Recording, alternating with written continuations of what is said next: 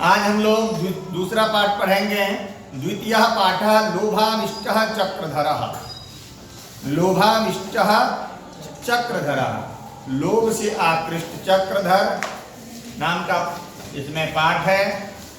जो लोभ के वशीभूत होकर उनके ऊपर एक चक्र गिरता है, इसके बारे में इसमें चर्चा की गई है। अब इसमें दिया है पंचतंत्रम संस्कृत साहित्यस्य अतीव लोकप्रियो ग्रंथः। पंचतंत्र नाम का एक ग्रंथ है, संस्कृत साहित्य के अतीव बहुत ही लोकप्रिय ग्रंथ है। ये मतलब लोगों में अधिक प्रिय, लोगों में अधिक जो है जानने योग्य, लोग अधिक पसंद करते हैं, तो लोकप्रिय ये ग्रंथ है। अस्य रूपांतराणि प्राचीने काले एव नाना वैदेशिक भाषासु कृतानि आसन्। अस्य इसका रूपांतरण मतलब इसका व्याख्या हिंदी में, संस्कृत में, इंग्लिश में कहते हैं कि रूपांतरण प्राचीन काल में, पुराने समय में पहले ही नाना वैदेशिक भाषासु, नाना प्रकार के, नाना मतलब अनेक प्रकार के विदेशी भाषाओं में भी किया गया है। ये तो देश का अनुवाद जो है विदेशी भाषाओं में भी किया गया। अतएव इसीलिए अस्य संस्कृत भाषायामपि विविधानि संस्कराणि, कहते इसलिए इसका हितोपदेश ग्रंथ का पंचतंत्र का संस्कृत भाषा में भी विविध मतलब अनेक प्रकार के संस्करण है। अर्थात संस्करण का मतलब है अनेक बार इनको प्रकाशित किया गया है। जैसे एक संस्करण में होता है, जैसे कोई हम ग्रंथ लिखते हैं, ग्रंथ लिखने के बाद एक बार में हम 100 ग्रंथ निकलवाए प्रेस से या 1000 निकलवाए, जब वह हमारे बाजार में बिक्री उस ग्रंथ की हो गई, पुस्तक की, दूसरी बार जब वो निकलेगी तो दूसरा संस्करण हो गया, तीसरी बार निकलेगा तो तीसरा संस्करण हो गया। तो कहते हैं ऐसे ही नाना विविधानी मतलब अनेक प्रकार के संस्करण हो चुके हैं। फिर है पंच विभागै विभक्तम विभक्त मिदम अन्वरधतः पंचतंत्रम। कहते हैं इसमें पंचतंत्र जो है का 5 भाग किया गया है। पंचतंत्र का 5 भागों में बंटवारा किया गया है। तत्र वहां कौन कौन है? मित्रभेद, मित्र संप्राप्ति, काकोतुकीयम, लब्ध प्रणाशः और अपरीक्षित कारकम चेति पंच भागाः सन्ति। इस प्रकार से 5 भाग हैं। तो आपको यदि त्रैमासिक परीक्षा होगी या षड्मासिक होगी तो उसमें ये चीज पूछा जा सकता है पंचतंत्र के कितने भाग हैं और वो कौन कौन है। तो आपको ये लिखना पड़ेगा, मित्रभेद, मित्र संप्राप्ति, काकोतुकीयम, लब्ध प्रणाश और अपरिचित कारकम चेति पंचभागाः सन्ति। इस प्रकार से 5 भाग हैं। अंतिमस्य भागस्यैव कथा विशेषः पाठेस्मिन् संपाद्य प्रस्तुतो वर्तते। कहते अंतिम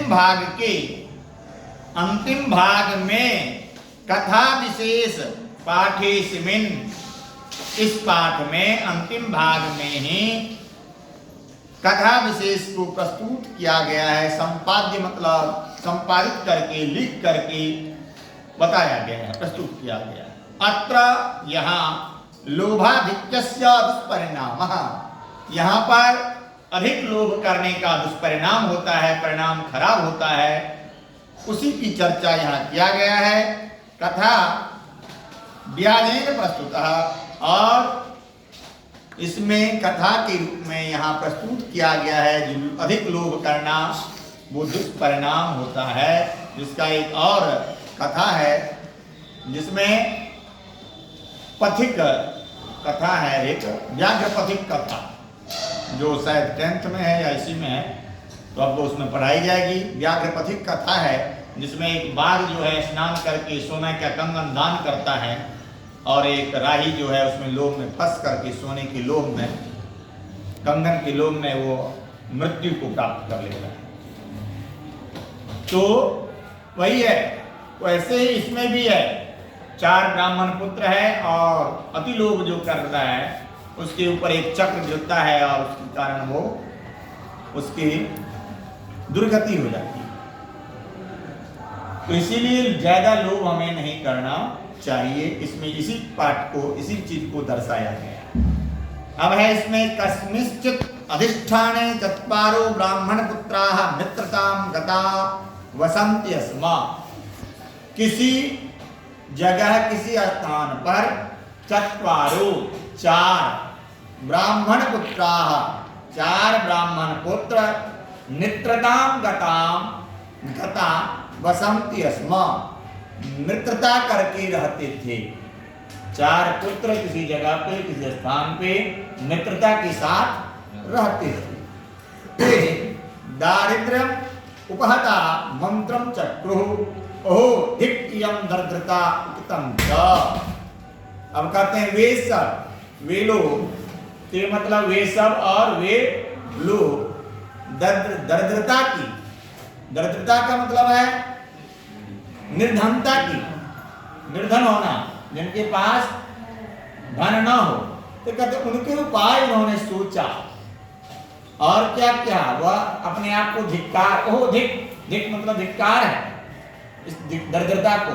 क्यों? क्योंकि उत्तम च कहा भी गया है, वरम वनम व्याघ्र गजादि सेवितम जनेन हीनं बहुकंटकावृतम तृणानि सज्जा परिधान वलकलम न बंधु मध्य धनहीन से जीवितम।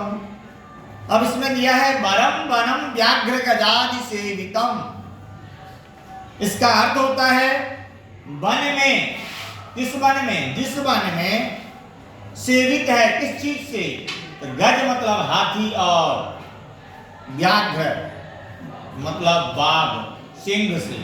कहते हैं उस वन में रह लेना अच्छी बात है। जिस वन में बाघ और सिंह हाथी रहते हो वहां रह लेना, वहां रहना ठीक है, उचित है। जनेन हीनम बहुकंटकावृतम, कहते जनेन हीनः, जहां मानव नहीं है और केवल कंटक, कांटे से आवृत है, वहां भी रह लेना ठीक है। तृणानि सज्जा, तृण मतलब घास, घास पे सो लेना, सज्जा बना लेना, बिस्तर बना लेना घास को। घास का बिस्तर कभी देखा है? नहीं देखा? देखे। हाँ, हम लोगों के समय तो घर घर घास का ही बिस्तर होता था। घास का मतलब है जो हम लोगों के यहाँ धान होता है, धान तो घासे है क्या? धान का जो होता है उसका बचा हुआ, हाँ क्या बोलते हैं, लरहा। हाँ, जो आप अपने उसमें भाषा में बोलते हैं, हमारे यहाँ बोलते हैं उसको झटका, नेवाड़ी जो है। तो उस पे क्या करते हैं हम लोग, ठंडे के समय में उसको सज्जिया बनाते हैं। सज्जिया मतलब बिस्तर बनाते हैं। पहले लोग को की निर्धनता थी, गरीबी थी, तो लोग उसका मोटा बिस्तर बनाता था जिससे गर्मी नीचे से दे और ऊपर से थोड़ा पतला भी, यदि कोई बिस्तर है और ढकने के लिए चादर है उसको महसूस नहीं होता है ठंडी का। तो कहते हैं तृणानि सज्जिया, तृण मतलब घास, घास को सज्जिया बनाना उचित है, अच्छा है। परिधान बलकलम, बलकलम अर्थात बलकल धारणम वस्त्र, तो कहते हैं बलकल रूपी वस्त्र को धारण करना अच्छी बात है। बलकल क्या होता है? तो बलकल का मतलब है पैरों के छाल, जानवरों की छाल पहन लेना अच्छी बात है, लेकिन क्या अच्छी नहीं है? न बंधु मध्य धनहीन जीवितम, बंधु अर्थात मित्र के मध्य में, मित्र के, अपने स्वजन, अपने संबंधी के बीच में धनहीन होकर रहना अच्छी बात नहीं है। अर्थात पैसा नहीं है तो अपने मित्र, अपने संबंधी के बीच में रह रहे हैं तो हमारे लिए वो अभिशाप है, अच्छी बात नहीं। वही इसमें बताया गया है। जो वन में जहाँ पे हाथी और सिंह से सेवित है, जहाँ बहुत सारे कंटका अर्थात कांटे से घिरे हुए हैं हम, उसके बाद है तृणादि सज्जा, घास की सज्जा बना रखे हैं, परिधान बलकरम, बलकर की परिधान बना रहे हैं, वस्त्र को धारण करना उचित है हमारे लिए, लेकिन संबंधी के बीच में, बंधु अर्थात मित्र के बीच में धनहीन होकर जीवित रहना अच्छी बात नहीं है। फिर है तत्कच्छामः, फिर वह जाता है कुत्रचित् अर्धाय इति सम्मंत्र स्वदेशम परित्यज्य प्रस्थिता। और फिर है वह जाकर के कहीं थोड़ा दूर जाकर के सम्मंत्र, मंत्रणा करता है, मतलब विचार करता है, अपने में सोचता है। स्वदेशम परित्यज्य, अपने देश को परित्यज्य मतलब त्याग कर प्रस्थिता, आगे चला, अपने देश को त्याग, क्रमेण गच्छन्ता ते अवंतिम प्राप्ता। अब वह क्रम में जाते जाते वे लोग एक जगह, अवंतिम का क्या दिया है देखना है क्या इसमें, अवंतिम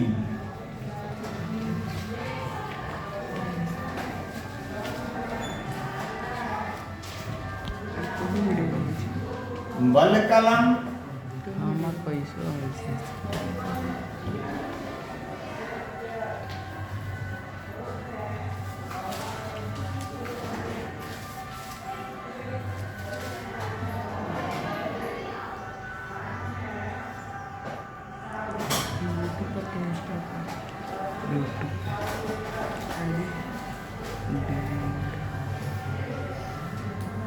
अवंतिम मतलब है अवंतिम प्राप्ता,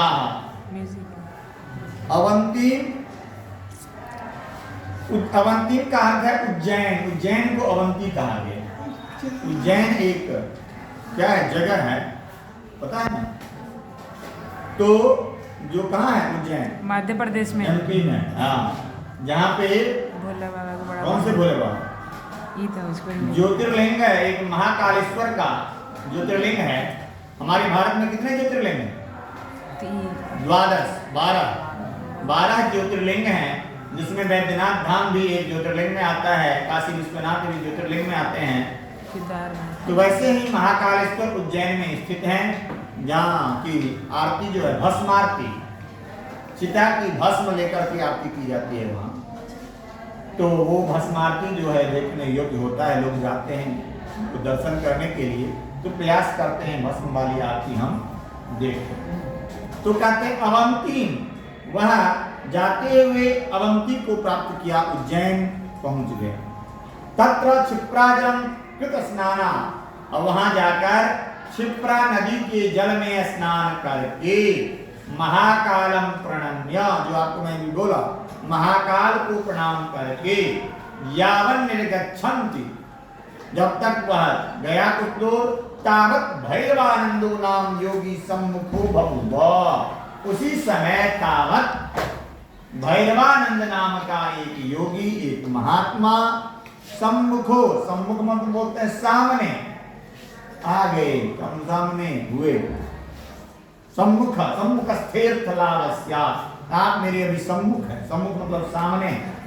तो कहते हैं वहां पे उनके आगे एक भैरवानंद नाम का योगी आ गए। तेन ते पृष्ठाः, और वे उनसे पूछा, किनसे? चारों ब्राह्मण पुत्रों से पूछा, कुतो भवन्तः समायाताः, किम प्रयोजनम भवन्तः, अर्थात आप लोग कुतः कहां से समायाताः आए हुए हैं, किम प्रयोजनम, आपका प्रयोजन क्या है, आप किस लिए आए, क्यों आए? ततः तैः अभिहितम्, फिर उनके द्वारा, उन ब्राह्मण पुत्रों के द्वारा बोला गया, बताया गया, अभिहितम् बोला गया, वयम सिद्धि यात्रिका तत्र यास्यामो यत्र धनम धनाप्तिर मृत्युर्वा भविष्यति इति एव एष निश्चयः उक्तं च। कहते हैं हम लोग तत्र मतलब वहां, यास्यामो यत्र, कहते हैं हम लोग वहां से आए हैं जहां पे धन नहीं था। तो जहां पे धन नहीं है, धन मेरे इसके पास नहीं है, तो मृत्युर्वा, उससे अच्छा मर जाना अच्छा है, लेकिन धनहीन होना अच्छा नहीं है। भविष्य एवं निश्चय, क्योंकि यही होगा, इसी ये निश्चय करके हम उत्तम जो कहा भी गया है, अभिमत सिद्धि रसेशा भवति पुरुषस्य पुरुषकारेण देवमिति यद्यपि कथयसि पुरुष गुणः सूक्ति दृष्टाख्यः। इसका अर्थ होता है जो अभिमत सिद्धि रेशा भवति पुरुषस्य पुरुषकारेण, अर्थात पुरुषकारेण, जो पुरुषकारेण का मतलब जो पुरुष के द्वारा परिश्रम किया जाता है, जिस पुरुषों के द्वारा परिश्रम की जाती है, उन पुरुष का भी भाग्य काम करता है। लोग जब जो बोलते हैं मेरे भाग्य में होगा तो हो जाएगा, मेरे भाग्य में हो जाएगा, फर्स्ट डिवीजन तो हो जाएगा, तो ऐसा कोई व्यक्ति जो है, ऐसा मानव कोई भी काम भाग्य पे जो छोड़ता है, वह क्या है, वह इसका मतलब कर्महीन है, कर्म करना नहीं चाहता। क्योंकि भाग्य भी उसी का काम करता है जो पुरुष परिश्रम करता है, क्योंकि परिश्रम से ही हमारी भाग्य बदलती है। ये रेखाएं, इसमें हमारी रेखाएं जो है वो भी बदलती रहती है। जैसा हम कर्म करते हैं, रेखा वैसी वैसी बदलती जाती है। तो कहते हैं देवम, देवम, देव मतलब भाग्य। यद्यपि कथयसि पुरुष गुणः सूक्ति दृष्टाख्यः, कोई व्यक्ति जो कहते हैं भाग्य में जो होगा वही होगा, ऐसा नहीं है। पुरुषों के कर्म के द्वारा, पुरुषों के परिश्रम के द्वारा भाग्य बदलता रहता है, इसीलिए भाग्य पे हमें कोई काम छोड़ना नहीं चाहिए। तत् कथ्यता अस्माकं कश्चित् अन्य उपायः, कहते इसीलिए आप कोई अन्य दूसरा उपाय यदि कह रहे हैं तो कहिए वयमपि साहसिकाः उक्तं च, हम लोग भी साहसी हैं, हम लोग भी वो काम कर सकते हैं। महांत एव महतामर्थं सायितुं क्षमाः ऋते समुद्रात् दम्यः कूजभर्ति बड़वानलम। कहते हैं बड़वानल, बड़वानल बोलते हैं, बड़वानल एक अग्नि का नाम है। जो बड़वानल समुद्र, बड़वानल जो होता है, हमारे शरीर में भी एक अग्नि है, पता है ना, मेरे शरीर में अग्नि है या नहीं है? कहाँ पे? हाँ, पेट में अग्नि है, जिसको हम कौन सी अग्नि कहते हैं? जठराग्नि, उसका नाम है जठराग्नि। तो कहते हैं जठराग्नि है, समुद्र में बड़वानल है, जिससे हमें बिजली तैयार की जाती है, उसको हम बड़वानल बोलते हैं। और जंगल में एक अग्नि होती है, उसको क्या बोलते हैं? दावानल। 3 प्रकार का अग्नि होता है, एक मेरे पेट में है जठराग्नि, समुद्र में बड़वानल, और कोसी में भी बिजली तैयार की जाती है। कोसी नदी यदि आप देखे होंगे, जो हमारे बिहार के अंतिम छोर पे लगभग और नेपाल के शुरू में है, तो कहते हैं उनकी धारा बहुत तेज होती है, तो वहां पे बड़वानल है। और आग, जंगल में जो लकड़ी पे लकड़ी घिसता है, उससे जो आग पैदा होता है, उसको क्या बोलते हैं? दावानल। ये याद रखना है। तो कहते हैं उसमें मेरे तो महांत एव महतार्थम साधितुं क्षमाः। महान लोग, कहते महान लोग,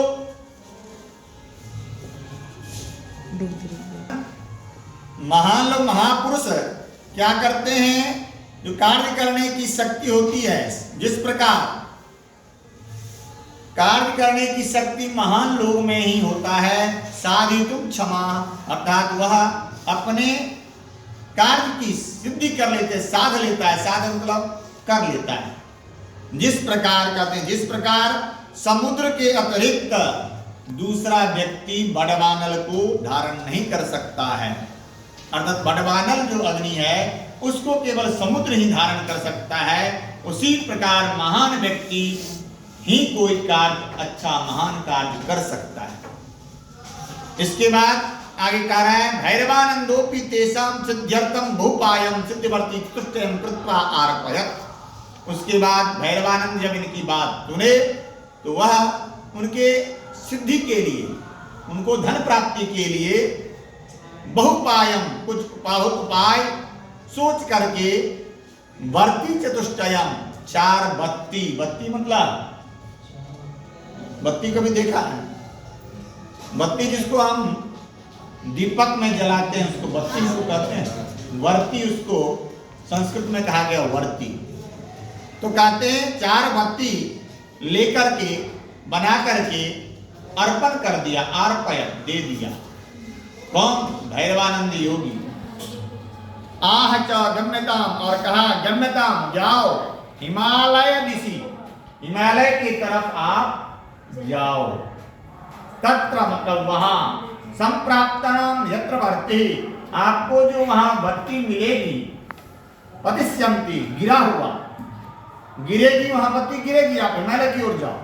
तत्र वहां निधानम असंदिग्धम प्राप्त, और वहां निस्संदेह होकर उस बत्ती को प्राप्त करो। तत्र स्थानम खनित्वा, और जहां बत्ती गिरेगी उस स्थान को, उस जगह को आप खनन करना, मतलब खोदना, और निधि भृत्वा निवर्त्यताम, और वहां जहाँ खजाना मिलेगा, जो चीज आपको मिलेगी वहां निधि खजाना, तो उस चीज को ग्रहण करके आप चले जाए। आज की कक्षा यही समाप्त होती है। पुनः